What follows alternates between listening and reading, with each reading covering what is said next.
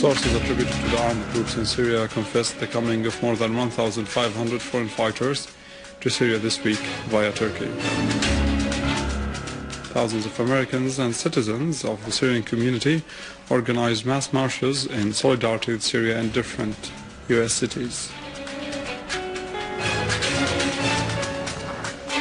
And President Putin of Russia asks his Minister of Defense to conduct combatant readiness tests for the Russian armed forces in the east.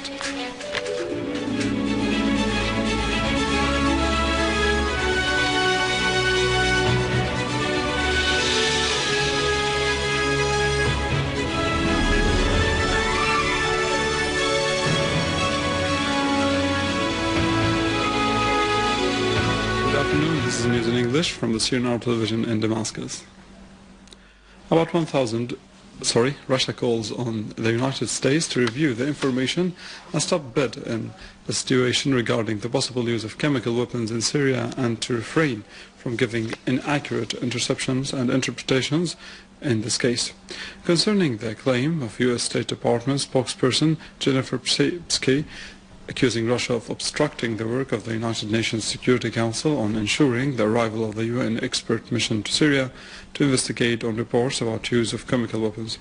Official Russian Foreign Ministry spokesperson Alexander Yukashevich said that the US declaration represents an inaccurate interpretation about the international investigation into the use of chemical weapons in Syria, adding that we must stop now bidding on this matter and ensure reliable information, review about the possible use of chemical weapons in Syria and coordinate between Damascus and the United Nations.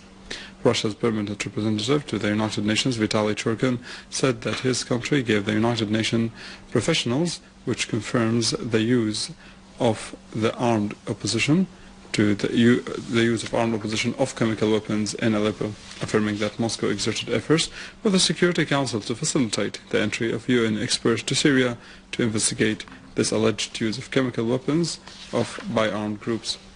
On the 19th of March in Khan al-Assad area in Aleppo countryside. About 1,500 foreign fighters have entered Syria this week via Turkey that facilitated their entry by a prior political decision, according to statements by sources attributed to the armed terrorist groups in Syria. The statements lend more evidence to reports suggesting the involvement of Arab and foreign countries in sending terrorists to Syria. The sources told the Italian news agency al-Halqi that some of the militants settled in Syria while fewer numbers left for Iraq. The sources pointed out that about 17,000 non-Syrian fighters are believed to be operating in Syria, adding that the bulk of Arab fighters there are of Saudi nationalities, whereas the Syrians make up the majority of the non-Arab fighters. Deputy Russian Foreign Minister Special Envoy of the President for the Middle East, Mikhail Bogdanov, said that there are hundreds of mercenaries and militants from various countries fighting in Syria within illegal armed groups. Interfax news agency quoted Bogdanov as saying in a statement that Syrian and Russian special services are exchanging information in connection with reports about 600 foreign militants fighting in Syria, including fighters coming from Russia, Europe and the United States. In our field developments, a unit of the Syrian Arab Armed Forces ambushed an armed terrorist group south of Admir city in Damascus countryside. The group had already infiltrated from the Jordanian borders. A military source said that the army killed 3 terrorists and seized the terrorists' weapons and tools. The source added that the weapons seized included P-10 shells, RPG launchers, 10 automatic rifles, a sniper rifle, and big amounts of various ammunition, masks and sophisticated telecommunication devices, in addition to seizing the vehicles they were using.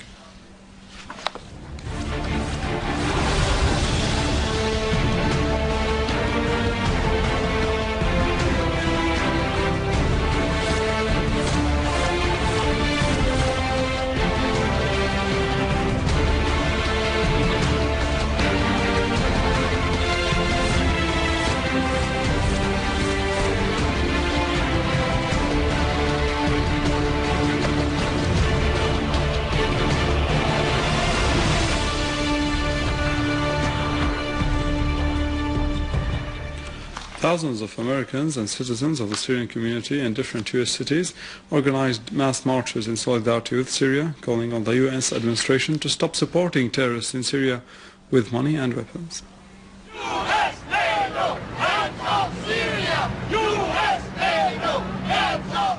Participants in the march, which was organized at Times Square in New York, upon an invitation by the Syrian American Forum and the American anti-war organizations, chanted slogans which condemned the aggression on Syria, calling for halting the war against it and raising Syrian flags and placards which call for the halt of foreign intervention in the country. Meanwhile, the cities of Chicago and Los Angeles, hundreds of Americans and Syrians gathered in front of the federal institutions to send a message to the U.S. administration calling for halting the support, arming or financing the terrorists in Syria.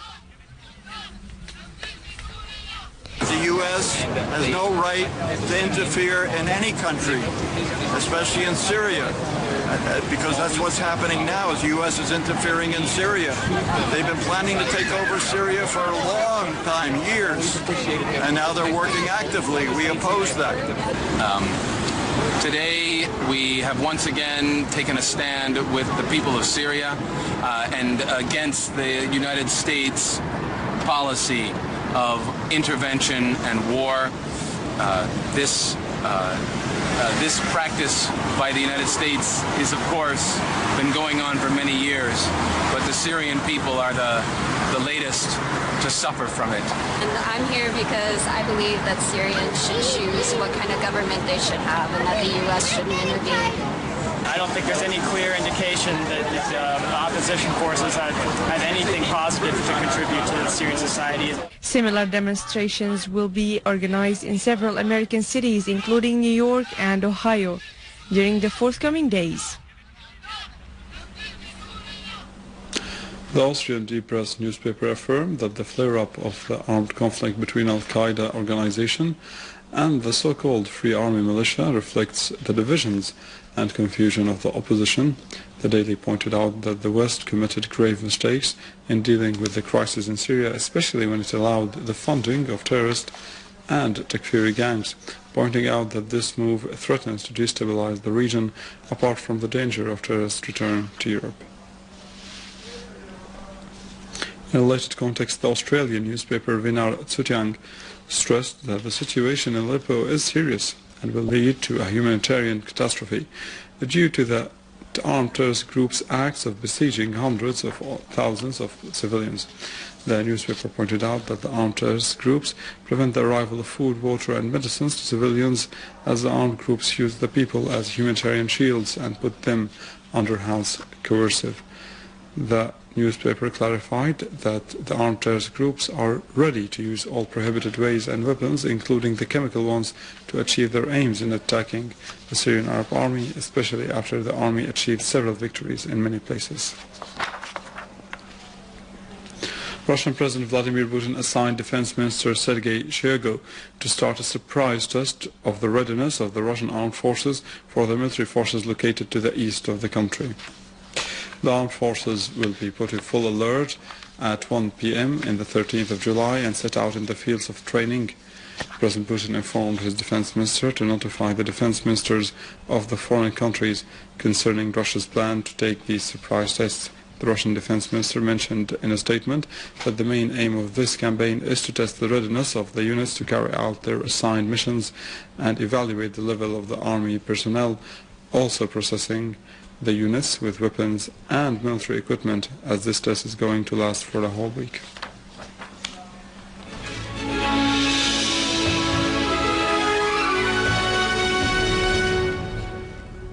The late actor Nedal Seijari was laid to rest, accompanied by cheerful crowds who turned out to pay their last respects. More in the following.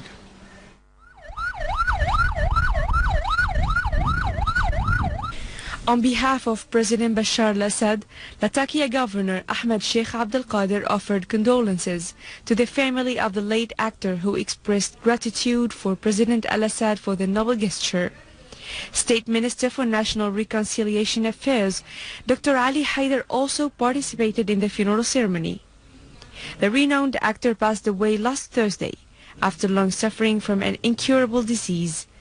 The funeral procession stopped at the National Theatre in Latakia, where friends and fans gathered for observing a last farewell ceremony.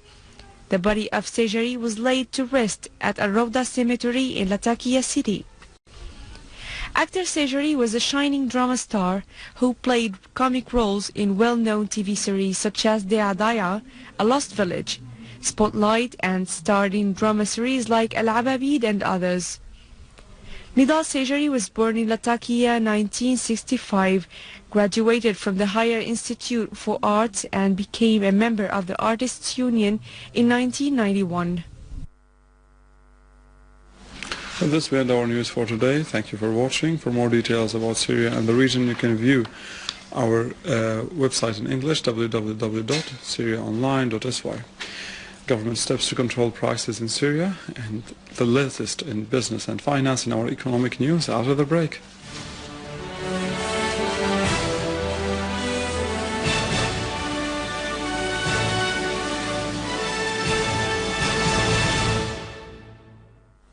Ladies and gentlemen, good afternoon. With the beginning of Holy Ramadan, the Ministry of Trade has organized an exhibition for selling food commodities at the coast in Umayyad complex in order to meet the citizens' needs in light of the high prices. The Ministry of Domestic Trade has also demanded its directorates in the cities to inform the cooperative societies with the needs to follow up the diversification of commodities, especially those of Holy Ramadan, in addition to studying the ability of selling the materials at cost as a result of the increasing demands on food commodities, as the Ministry indicated in its report the necessity of positive intervention in order to prevent raising the prices with the coming of Holy Ramadan. The Minister of Agriculture stressed that the general situation of cultivating cotton is good, pointing out to the moderate weather during the last period, in addition to the good quality of water in all sources. He added that the ministry, in cooperation with the stakeholders, are working systematically in order to reduce the impacts of the bad security conditions, to ease the farmers' suffers, to maintain working in the agricultural sector, and to meet the needs of the local market.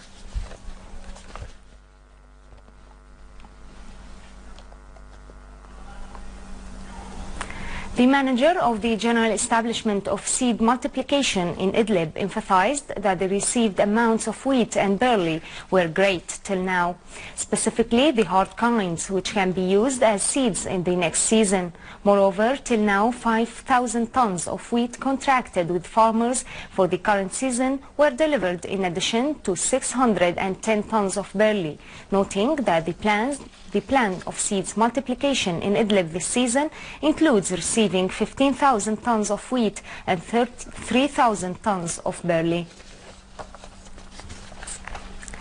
In Hasake, 836 million Syrian pounds were paid to farmers for the wheat and barley crops, which were delivered to the grain centers since last month. The manager of the Agricultural Bank in Amuda of Hasake asserted that the branch has paid 706 million Syrian pounds for the amounts of wheat delivered to the establishment of grain, as 600 farmers and 10 cooperative societies had benefited from this. He also showed that the branch now has about 400 million Syrian pounds as bills, stressing that all these bills will be paid to farmers as soon as possible. And now over to the exchange rates according to the bulletin of the Central Bank of Syria.